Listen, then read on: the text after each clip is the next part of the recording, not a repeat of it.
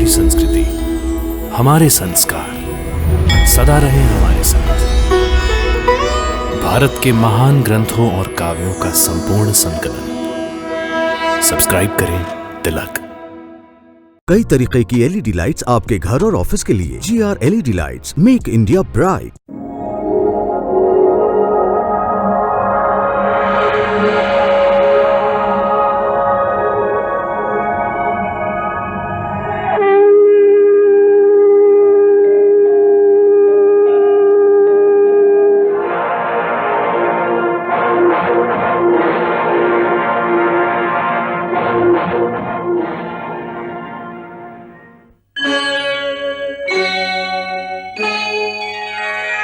कृष्णा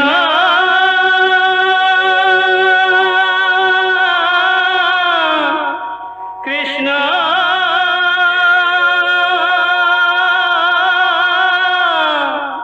हरे कृष्णा हरे हरे।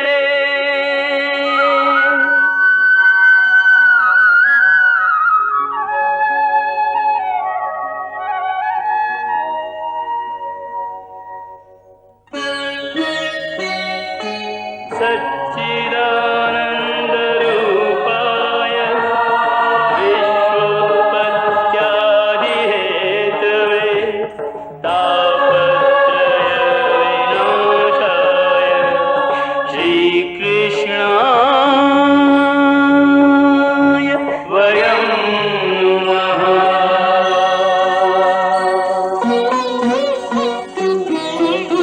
श्रीकृष्ण गोविंद हरे मुरारे, हे नाथ नारायण वासुदेव। हरे कृष्ण राधे कृष्ण राधे राधे कृष्ण कृष्ण हरे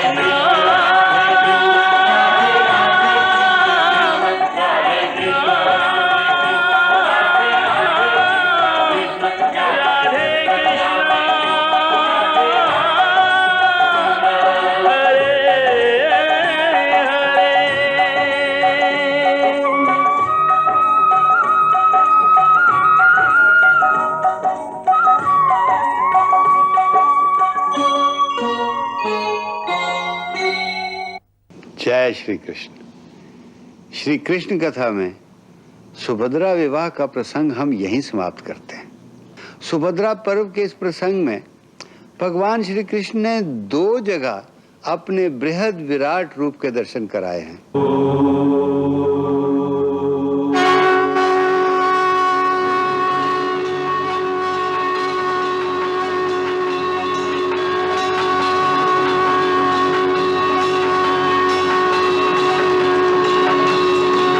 इसके बारे में हमारे बहुत सारे दर्शकों और मित्रों की ओर से सैकड़ों पत्र प्राप्त हुए हैं, जिनमें ढेर सारे प्रश्न हैं।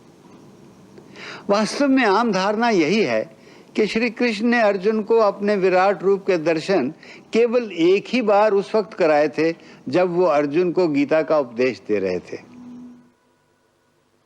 परंतु वास्तविकता ये नहीं है, क्योंकि केवल गीता के समय ही नहीं बल्कि श्री कृष्ण कथा में और कई ऐसे स्थान आते हैं जिनमें श्री कृष्ण के अपने बृहद स्वरूप के प्रदर्शन करने का वर्णन आता है, जैसे शिशुपाल वध के समय उन्होंने किया।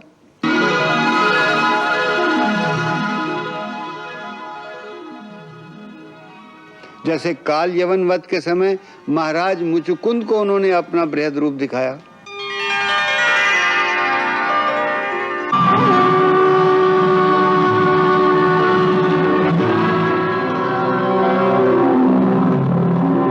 मुचुकुंद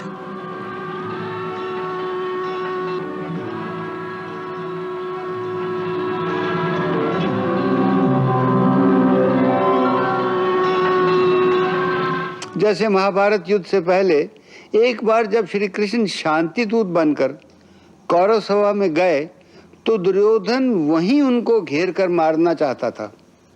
तब फौरन उन्होंने कौरवों की भरी सभा में अपने बृहद रूप का ऐसा प्रदर्शन किया जिसे देखकर दुर्योधन आदि भयभीत होकर भाग गए। एक और बात का आश्वासन भी हम अपने मित्रों को दिलाना चाहते हैं कि ऐसी किसी भी महत्वपूर्ण घटना को हम तभी दिखाते हैं जब हमारे पास उसका प्रमाण मौजूद हो। सो इस घटना का प्रमाण हमें 2 ग्रंथों में मिलता है, श्रीमद् भागवत महापुराण और हरिवंश पुराण। भागवत के 10वें स्कंद के 99वें अध्याय के श्लोक नंबर 60 तक ब्राह्मण के मृत बालकों को वापस लाने की कथा विस्तार से लिखी है। उसी अध्याय के श्लोक नंबर 98 में लिखा है कि वहां जाकर श्री कृष्ण ने अपने ही अनंत स्वरूप भगवान को स्वयं भी प्रणाम किया। प्रणाम प्रभु। कहो वासुदेव श्री कृष्ण, कैसे आना हुआ? उसी प्रकार हरिवंश पुराण के विष्णु पर्व के 113वें अध्याय के 23वें श्लोक में वो प्रसंग लिखा है जब अंधेरी गुफा में फंस जाने पर श्री कृष्ण ने सुदर्शन से रास्ता दिखाने को कहा। जाओ सुदर्शन, अपने ज्योतिर्मय तेज से इस घनघोर अंधकार को भेद कर हमारा मार्ग प्रकाशित करो।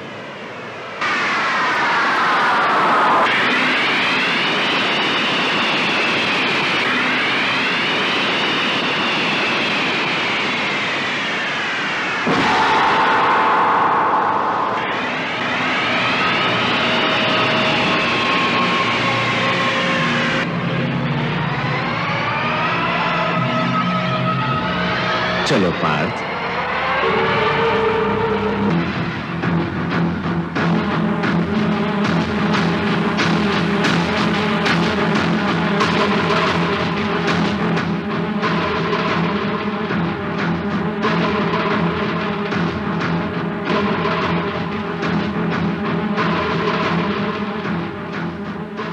एक 114वें अध्याय में इस बात का भी वर्णन है कि अर्जुन ने दोबारा श्री कृष्ण से अपना दिव्य रूप दिखाने की याचना की और भगवान ने उसे स्वीकार करके दूसरी बार उसे अपने परम रूप का दर्शन कराया।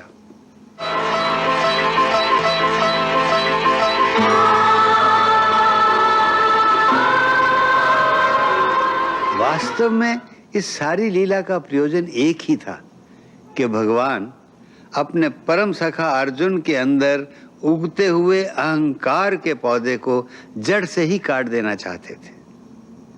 इसीलिए उन्होंने जब दूसरी बार विराट रूप धारण किया तो उन्होंने कहा, मैं केवल अहंकार का भोजन करता हूं। असल में ये प्रभु की परम दयालुता ही है कि जो भक्त उन्हें अति प्रिय होते हैं उन्हें वो अति शीघ्र अहंकार जैसे दोष से मुक्ति दिला देते हैं, भले उसके लिए उन्हें कोई दुखदायी नाटक ही करना पड़े, क्योंकि वो जानते हैं कि अहंकार भक्ति का परम शत्रु है। भक्त तो विनम्र होता है, समर्पित होता है, मूलतः प्रभु के सामने वो अपने को केवल एक भिखारी ही समझता है जिसे केवल अपनी प्रभु की शक्ति पर ही भरोसा है। लेकिन अगर कभी उसे अपनी भक्ति का अथवा शक्ति का थोड़ा सा मान भी हो जाए तो उसी समय वो अहंकार के साम्राज्य में अपना पहला कदम रख देता है, और उसी समय उसे वहां से वापस न खींच लिया जाए तो माया उस पर झपट कर उसे अपने जाल के अंदर खींच कर ले जाती है, जहां वो लोभ, मोह और काम की रंगीन तितलियों के पीछे पागल होकर भागना शुरू कर देता है। इसीलिए प्रभु को उसे बचाने की बहुत जल्दी होती। वास्तव में अहंकार ही मनुष्य का सबसे बड़ा शत्रु है। काम, क्रोध, लोभ, मोह, इन विकारों पर काबू पाना आसान तो नहीं परंतु असंभव भी नहीं। भगवान ने गीता में कहा है कि मनुष्य वैराग्य और अभ्यास के द्वारा इन पे काबू पा सकता है। और मैं तो ये कहता हूं कि यदि भगवान की आप पे कृपा हो तो आपकी अपनी संतान, आपके बच्चे, आपके निकट संबंधी, आपके मित्र ही आपका दिल कुछ इस तरह तोड़ देते हैं कि मोह स्वयं ही टुकड़े टुकड़े हो जाता है और वैराग्य आ जाता है। मोह गया तो लोभ भी साथ चला जाता है। ये सारी चीजें जैसे मैंने कहा कि असंभव नहीं, परंतु असंभव है केवल अहंकार पे काबू पाना। केवल अहंकार ही एक ऐसा दोष है जो बड़े से बड़े महात्मा, बड़े से बड़े योगी, बड़े से बड़े देवता के मन में किसी कोने में इस प्रकार छुप कर बैठा होता है कि मनुष्य को स्वयं भी दिखाई नहीं देता। यहाँ तक कि बड़े विनम्र भक्त के दिल में भी उसकी अपनी विनम्रता का अहंकार भी छुपा होता है कि मैं बहुत विनम्र हूँ, मेरे अंदर अहंकार ही नहीं है, हालांकि यही उसका अहंकार होता है। इसीलिए जब प्रभु अपने किसी भक्त को अहंकार के जाल में फंसता देखते हैं तो तुरंत उसके मन से इस अहंकार को धो देते हैं। उसी प्रकार जैसे माता अपने बेसहारा बालक के शरीर से उसका मल मूत्र अपने हाथ से धोकर उसे साफ कर देती है।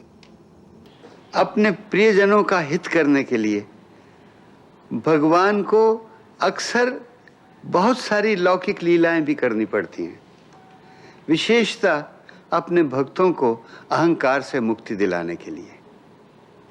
फिर अहंकार के वश में चाहे उनका अपना सखा अर्जुन हो और चाहे उनकी पत्नी सत्यभामा हो, उन्होंने सर्वदा कुशलता पूर्वक अपने भक्तों के अहंकार का नाश किया है। भगवान श्री कृष्ण की 3 प्रमुख पटरानियां थी, रुक्मिणी, जामवंती और सत्यभामा। सत्यभामा का स्वभाव कुछ अहंकारी और ईर्ष्यालु था।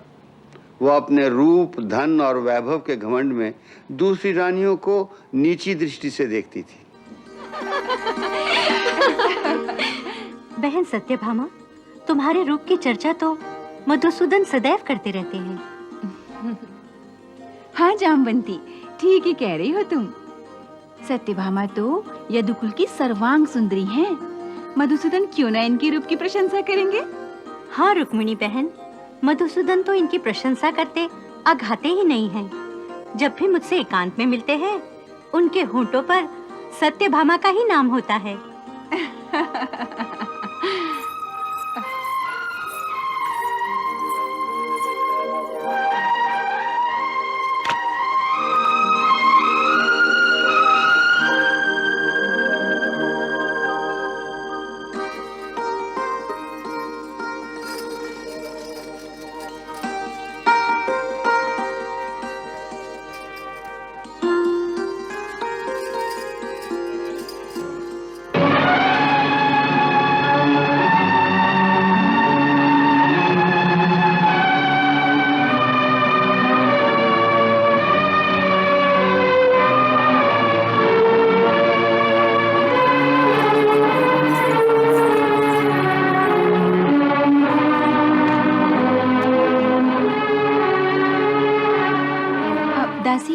मुझे नहीं, पहले सत्यभामा को लगाओ ना अलग तक।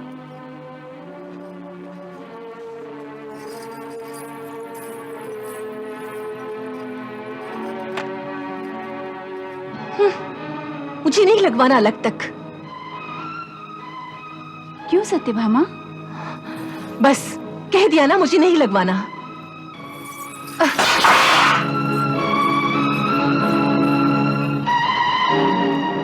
बहन सत्यभामा को ये क्या हुआ? अचानक उनके तेवर क्यों बदल गए दीदी? तुम नहीं जानती जामवंती, सत्यभामा को ये बुरा लगा कि तुम्हारी दासी ने सबसे पहले उसे अलग तक क्यों नहीं लगाया। उसमें इस बेचारी का क्या दोष? ये मेरी अंतरंग दासी है, इसलिए इसने सबसे पहले अपने स्वामिनी को सेवा के योग्य समझा, परंतु आपने तो इसका बुरा नहीं माना। जाने दो जामवंती, मेरी बात और है, सत्यभामा की और। उसे अपने रूप का अहंकार है, वो अपने आप को सर्वश्रेष्ठ मानती है। रानी सत्यभामा का अहंकार छोटी छोटी बातों को लेकर प्रकट हो जाता था। इसका एक विशेष कारण भी था कि सत्यभामा एक वैभवशाली यदुवंशी सरदार सत्याजीत की पुत्री थी। सत्याजीत ने एक महान तपस्या करके सेमंतक नाम की मणि प्राप्त की थी। उस मणि को वो प्रतिदिन सूर्य के सामने रखकर जब मंत्रोच्चार करता था तो उस मणि से सोना बरसता था। यन्मण्डलं देवगणैः सुपूजितम्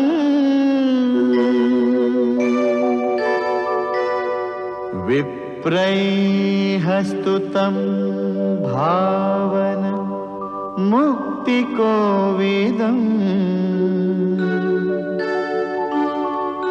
तं देवदेवं प्रणमामि सूर्यम्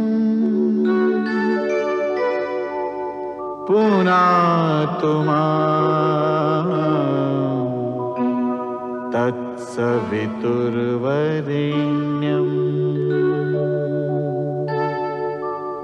तत्सवितुर्वरेण्यम्।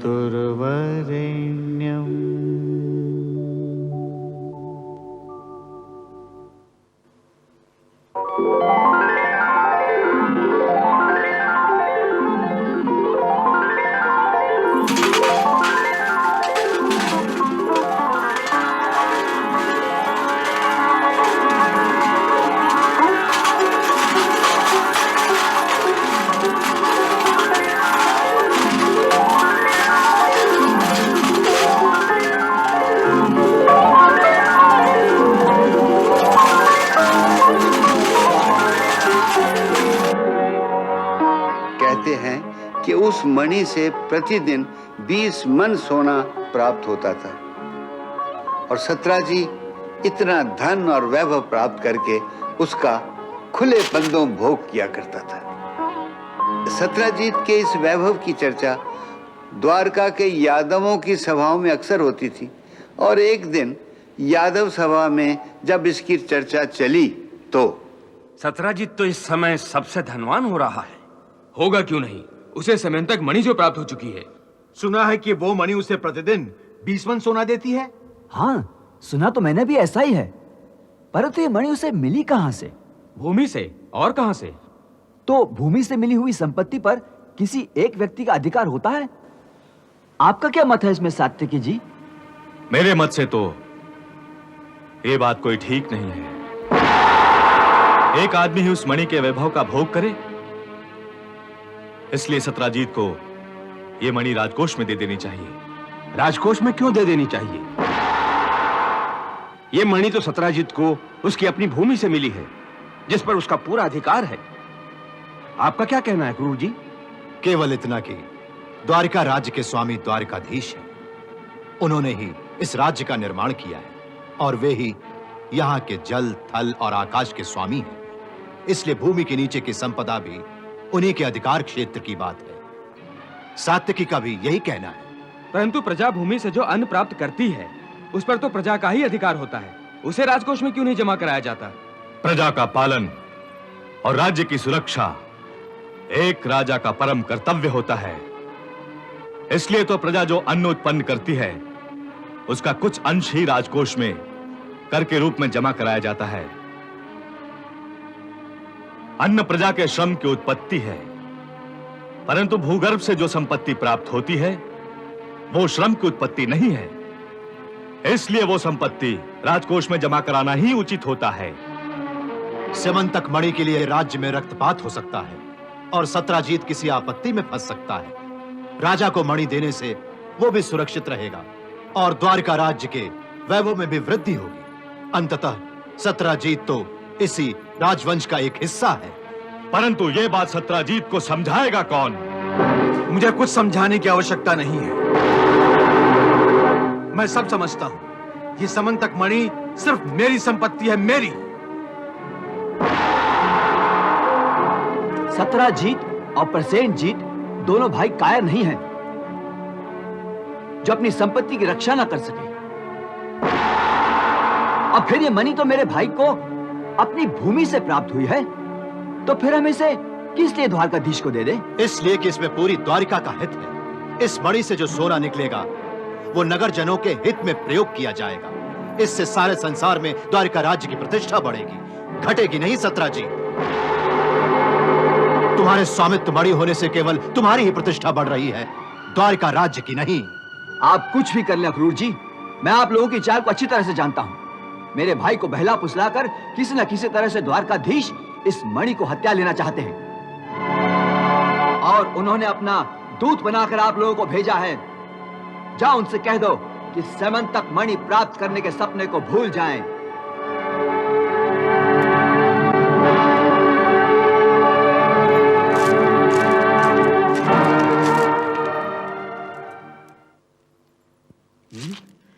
सत्यराजित का इतना साहस कि वो द्वारिकाधीश को चुनौती दे। सात्यकी, जरा फिर से कहो तो उसने क्या कहा था? यही दाव भैया कि द्वारकाधीश ने हमें दूत बनाकर स्यमंतक मणि को हथिया लेने के लिए भेजा है। मेरे ही राज्य में रहेगा और मेरी निंदा करेगा। मैं पूछता हूं कि उसकी इतनी हिम्मत कैसे हुई कि वो एक राजा के अधिकारों को चुनौती दे सके। क्या एक स्यमंतक मणि ने उसे इतना दुस्साहसी बना दिया है? तुम लोगों की बातों से तो लगता है कि उसे राजा के अधिकारों से परिचित कराने का समय आ गया है। चलो। किसे क्या परिचय देने जा रहे हो दाऊ भैया?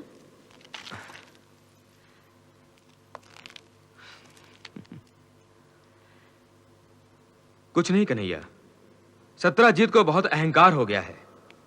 उसे राजा के अधिकार समझाने जा रहा था मैं। किस लिए? इसलिए कन्हैया कि एक स्यमंतक मणि के कारण वो स्वयं को द्वारिकाधीश से बढ़कर समझने लगा है। वासुदेव, हम लोग भी सत्यराजीत को यही समझाने गए थे कि वो मणि द्वारिकाधीश के योग्य है, इसलिए वो मणि राजा को भेंट कर दे, परंतु उसने हमारी बात का निरादर कर दिया। हाँ, और वो उसे अपनी निजी संपत्ति मान बैठा है। और इसलिए कन्हैया मैं उसे स्वयं हस्तगत करने जा रहा हूं। क्या बलपूर्वक दाऊ भैया? हाँ कन्हैया, जब बहुत समझाने पर भी कोई ना माने तो बल का प्रयोग न्याय संगत है। क्या ये एक राजा के अधिकार का दुरुपयोग नहीं होगा दाऊ भैया? दुरुपयोग? क्यों? क्योंकि राजा का सबसे पहला कर्तव्य है कि वो अपनी प्रजा की रक्षा करे, उसका पुत्रवत पालन करे, अपनी प्रजा की संपत्ति और उसके वैभव को सुरक्षित रखे। एक राजा को अपनी प्रजा की संपत्ति को बलपूर्वक छीनने का कोई अधिकार नहीं है। यदि राजवंशी अत्याचारी हो जाएगा तो एक राजा और दस्यु में क्या अंतर रह जाएगा? धर्म के अनुसार राजा पालक होता है, घातक नहीं। फिर हम अधर्म के मार्ग पर कैसे चल सकते हैं दाऊ भैया? तो क्या स्यमंतक मणि उसकी निजी संपत्ति हो गई है? निश्चय ही, वो सत्यजीत की संपत्ति है। उसे उसी के अधिकार में रहने देना चाहिए। वो हमारी संपत्ति कदापि नहीं है अक्रूर जी। उधर दूसरे दिन सत्यजीत का भाई प्रसेन जब शिकार खेलने जा रहा था तो वो सुरक्षा की दृष्टि से स्यमंतक मणि को अपने साथ ही ले गया। तुम कोई चिंता मत करना सत्यजीत, ये मणि मेरे पास सुरक्षित रहेगी। अगर इसे मैं तुम्हारे पास छोड़ जाऊंगा तो कोई इसे तुम्हें बहला फुसलाकर द्वारकाधीश को देने के लिए बाध्य करेगा। मैं शिकार से लौटकर इसे तुम्हें वापस कर दूंगा। ठीक है भैया, मैं तुम्हारी प्रतीक्षा करूंगा।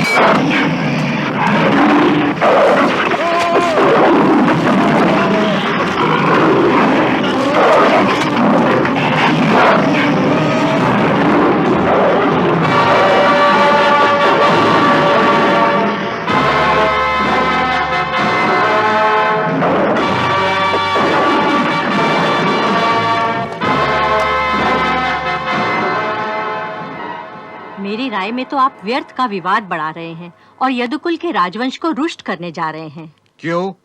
क्या ये मणि मेरी संपत्ति नहीं है? मैं जानती हूँ कि ये आपकी संपत्ति है।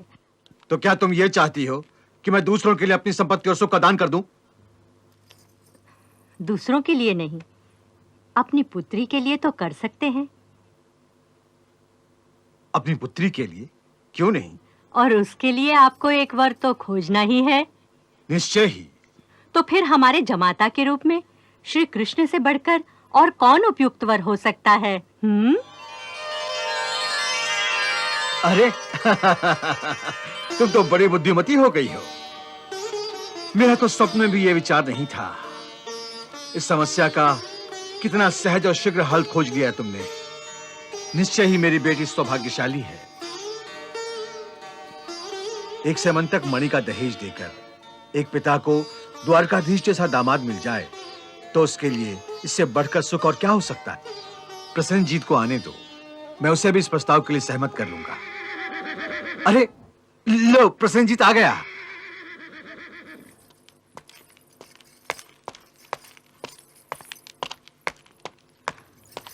अरे प्रसन्नजीत कहाँ है? प्रसेनजीत, प्रसेनजीत, प्रसेनजीत! क्या हुआ सत्यजीत? प्रसेनजीत आखेट करने गया था, परंतु यह अश्व अकेला द्वार पर आया है। मुझे तो भय लग रहा है, कहीं कोई दुर्घटना तो नहीं हुई। सेमंतक मणि भी तो उसके पास थी। क्या? तो चलो हम सब उसकी खोज में चलते हैं। चलो।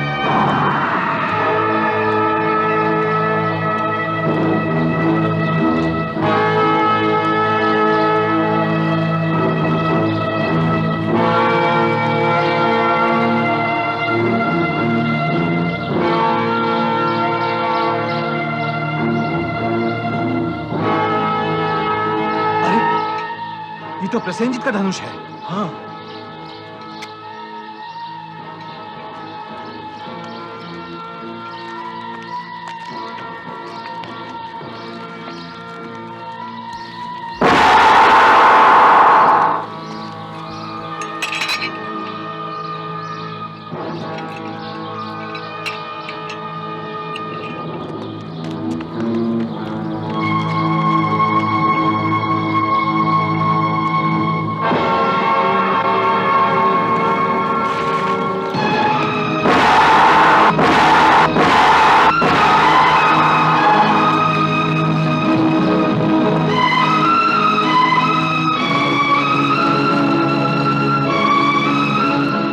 हुआ कपड़ा, रक्त के धब्बे, ये तो प्रसेनजीत का कुर्ता है।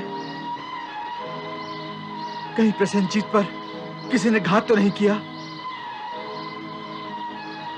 यहाँ कहीं सेमंतक मणि भी तो दिखाई नहीं दे रही है। कौन घात करेगा प्रसेनजीत पर? मेरा तो अनुमान है कि किसी वन पशु ने हमला किया होगा। किसी हिंसक जानवर का ही काम लग रहा है ये। हिंसक पशु का नहीं, किसी हिंसक मनुष्य का कार्य लगता है ये। हो सकता है किसी डाकू ने मणि के लालच में आकर उस पर वार किया हो सत्यजीत। परंतु मणि तो सदैव मेरे पास रहती थी। सभी को मालूम है कि सेमंतक मणि का स्वामी मैं हूं। ये डाकुओं को कैसे पता चला कि आज मणि प्रसेन के पास है? परंतु कल तो मणि उसके पास थी। हाँ, उसने वो मणि आग्रह पूर्वक मुझसे मांग ली थी आखेट पर आते समय। तो फिर यह भी तो हो सकता है कि कोई आदमी नगर से उसके पीछे पीछे आया हो और मौका पाते ही वार कर दिया हो। परंतु ऐसा कौन हो सकता है? वही जिससे मणि का लालच लगा हो, जिसने आपसे वो मणि प्राप्त करने की चेष्टा की हो। तो क्या ये कोई षड्यंत्र है?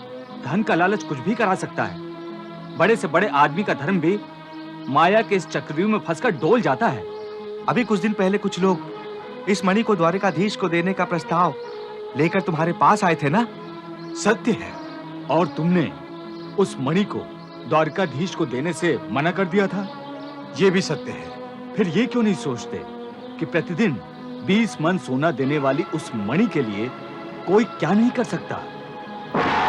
तो क्या तुम्हारा तात्पर्य यह है कि द्वारकाधीश ने प्रसेनजीत पर घात कराया है? हो सकता है।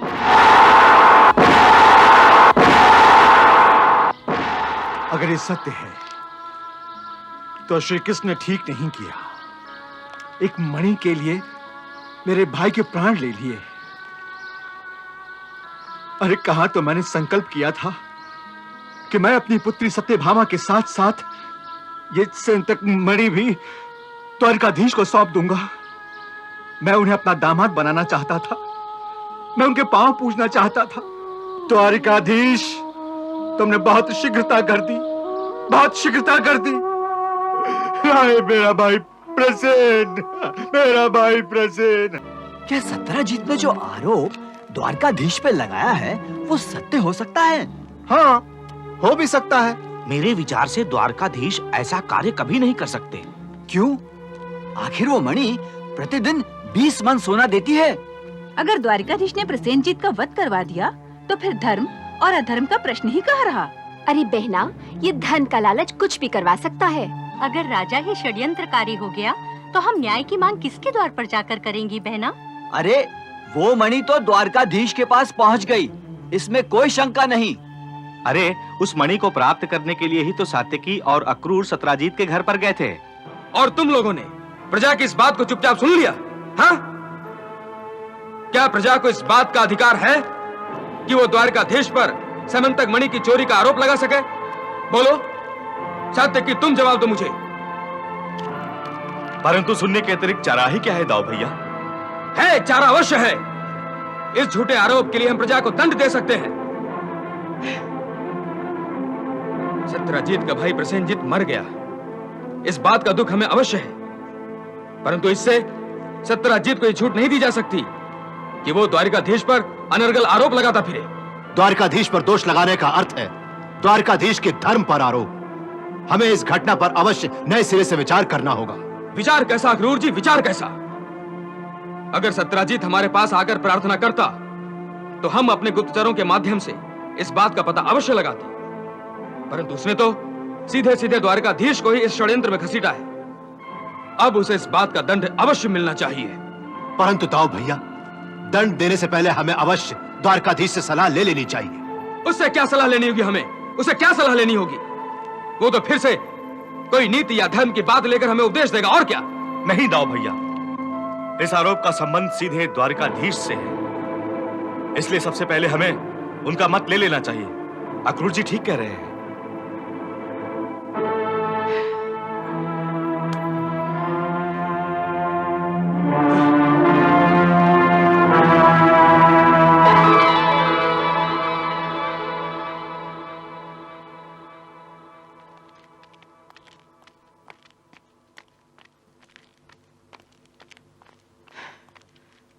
लो देखो,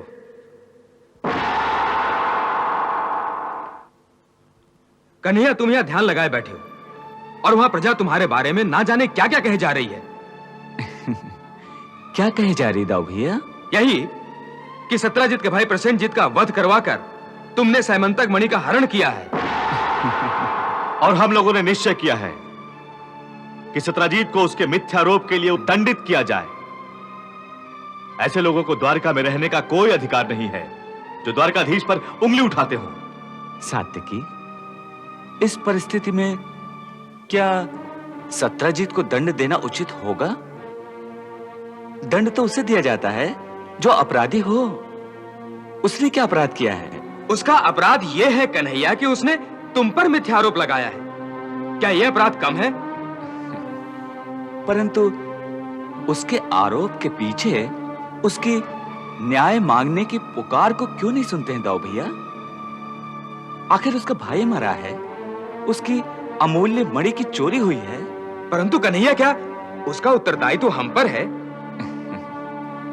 कन्हैया, लोग वहां तुम पर कीचड़ उछाल रहे हैं और तुम यहाँ मुस्कुरा रहे हो। यदि हम सत्यजीत को दंड देंगे तो क्या लोग चर्चा करना बंद कर देंगे? नहीं दाऊ भैया, उसे दंडित करने से तो लोग पुष्टि कर देंगे कि कृष्ण ने ही स्वयंतक मणि के कारण प्रसेनजीत की हत्या कराई है। दंड देने से तो उसका आरोप और प्रबल हो जाएगा। देखो देखो सात्यकी, मैंने कहा था ना, कृष्ण से परामर्श करने की कोई आवश्यकता नहीं है। यह हमें नीति की और धर्म की बड़ी बड़ी बातें सुनाकर अपने उद्देश्य से भटका देगा। यही हो रहा है ना? परंतु दाऊ भैया, आप ये क्यों भूलते हैं कि हम राजा हैं?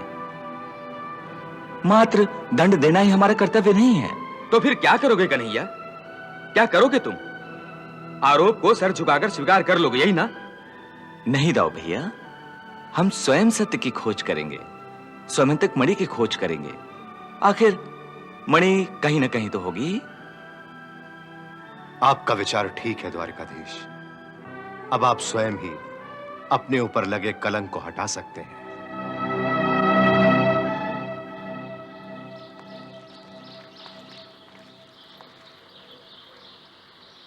यहीं पर प्रसेनजीत का धनुष मिला था और यहां उसका तरकश मिला था और वहां उसकी पगड़ी मिली थी।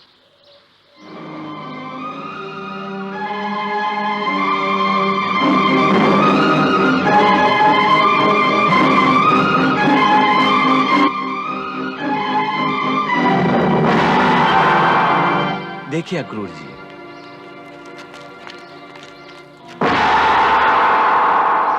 शेर के पंजों के निशान।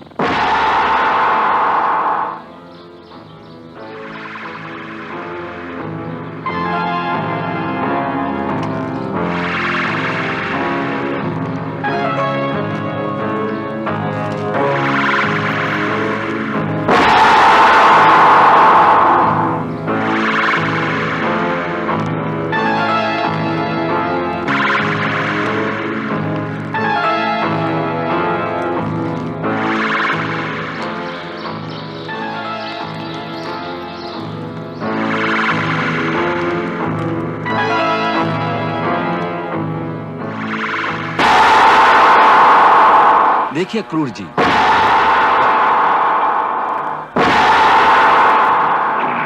निश्चय ही प्रसेनजीत को किसी सिंह ने खा लिया होगा।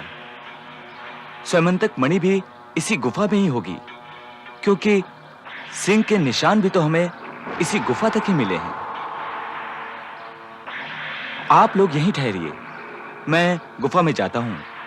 सत्य को उजागर करने के लिए यह आवश्यक है। द्वारिकाधीश जी, मेरी आपसे विनती है कि आप इस भयानक और अंधेरी गुफा में मत जाइए आप। सिंह के पैरों के निशान भी तो हमें मिले हैं। हाँ। मैं भयभीत हो रहा हूं। हमें जल्द से जल्द किसी सुरक्षित स्थान पर चले जाना चाहिए। हाँ। आप लोग सुरक्षा की चिंता न करें, भय को मन से निकाल दें। मैं गुफा में जाता हूं।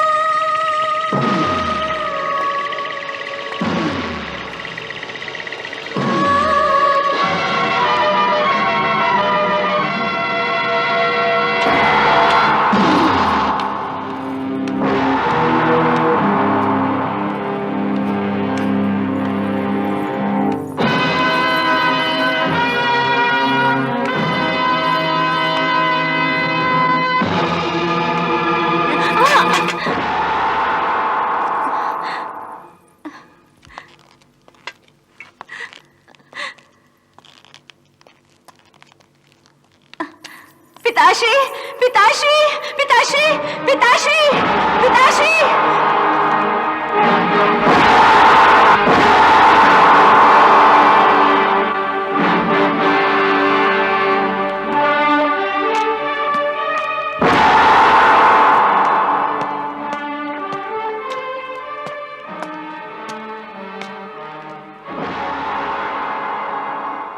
कौन हो तुम?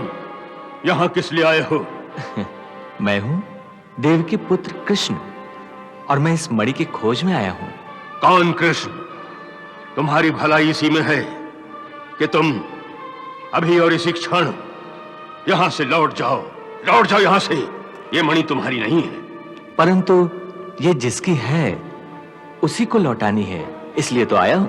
परंतु इसे तो मैंने सिंह को मारकर प्राप्त किया है। तुम्हारा इस पर क्या अधिकार? अब ये मेरी पुत्री का आभूषण है, मैं इसे नहीं दे सकता। मणि तो देनी होगी, चाहे सहमति से या असहमति से। तो क्या तुम जामवंत को युद्ध का आमंत्रण दे रहे हो? वो भी जामवंत को? आप जैसा समझे। मुझे तो ये मणि प्राप्त करनी है, ये मेरा उद्देश्य है और मैं अपने लक्ष्य से कभी विचलित नहीं हुआ, कभी नहीं। अच्छा, तो तुम मणि के लालच में अपने प्राणों को भी दांव पर लगा रहे हो। क्या नाम बताया था तुमने? कृष्ण? हाँ, कृष्ण, देव की पुत्र कृष्ण। तो फिर तुम अपने माता पिता का स्मरण भी कर लो। हो सकता है कि दोबारा तुम्हें यह अवसर न मिले। तो बोलो, मल युद्ध के लिए तैयार हो? तैयारी तो उसे करनी होती है जो सचेत न हो। तुम वार करो जामवंत। पहला वार करने का अधिकार तुम्हारा है, क्योंकि तुम स्वयं मेरे प्रसाद में चलकर आए हो। नहीं जामवंत, नहीं। पहले वार करने का अधिकार तुम्हारा है, क्योंकि तुमने ही पहले मुझे युद्ध करने का आमंत्रण दिया है। अच्छा, तो नीति कुशल भी हो तुम। मेरी पुत्री ही हमारी जय और पराजय की निर्णायक होगी, समझे? मुझे भगवान राम और लक्ष्मण के अतिरिक्त कोई दूसरा युद्ध में नहीं हरा सका है। पहले ये एक बार सोच लो। मैं तुम्हें एक अवसर और देता हूं। सब सोच लिया है जामवंत। तो फिर ठीक है।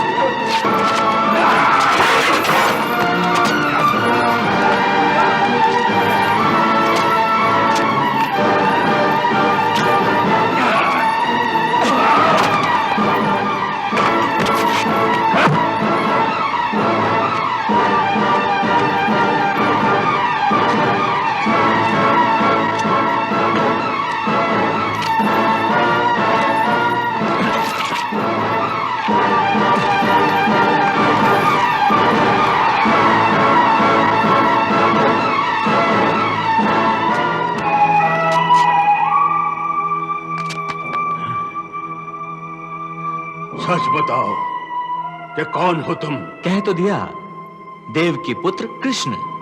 परंतु मुझसे तो कुछ और ही कहा था। किसने? क्या कहा था? दाशरथी भगवान राम ने मुझसे त्रेता युग में कहा था कि मेरी प्रतीक्षा करना। कृष्णा